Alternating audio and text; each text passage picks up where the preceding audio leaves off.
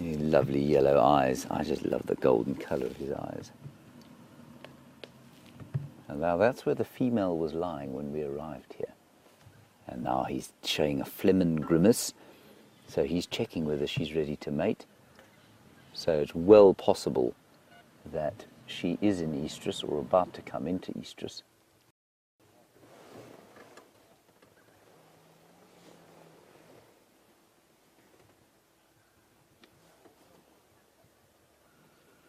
Now I think his mane is maybe slightly darker than the other ones. It would indicate a greater level of testosterone. Look at that. I'll explain what he's doing now. So everybody, while you're sitting at home, what I would like you to do is to kind of pull your top lip up like he just did there. And I mean, obviously, if you're with other people, this might be quite an amusing process. But try and replicate what he's doing there. And while you do it, take a deep breath in. And that's what he's doing.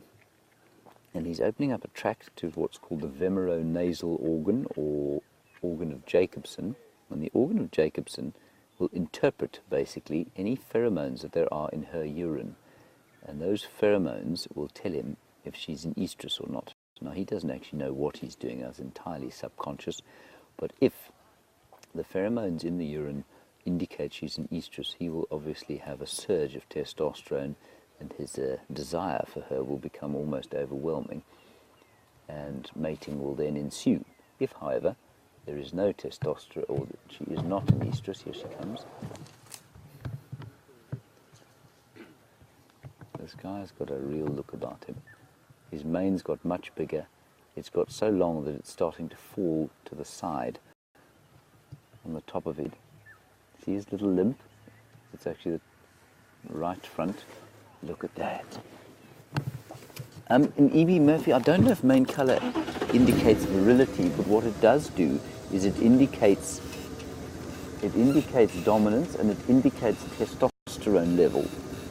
Now we know that, you know, in our own species, men who don't have high levels of testosterone are not necessarily infertile, but they'll be less likely to engage in fights, and they'll probably be less likely to try and mate. And it's exactly the same with the lions here. And the blackness of his mane is interesting to me, and also the fact that that other male kept his distance. The other male wanted nothing to do with that big fellow while he was eating. Chandra, I know this is not ideal, but I think you might also still be able to get a picture of the male. But if I move back again, you're going to get both. Here she comes. She's looking at Chandra, smelling something in the way of a carcass. Hello, Sandy. While we're sitting here, this lion is only about 3 feet from us. Look at the injury on her back left leg.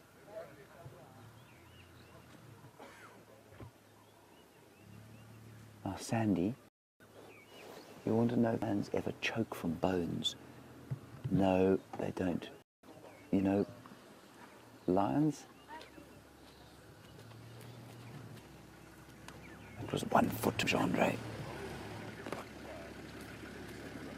That's fantastic. Here comes the male.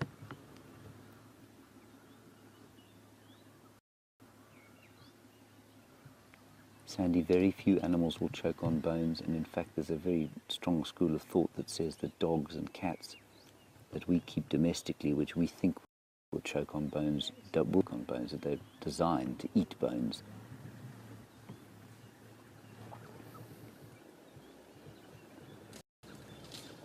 I thought he had to come right past us. What a brilliant sighting.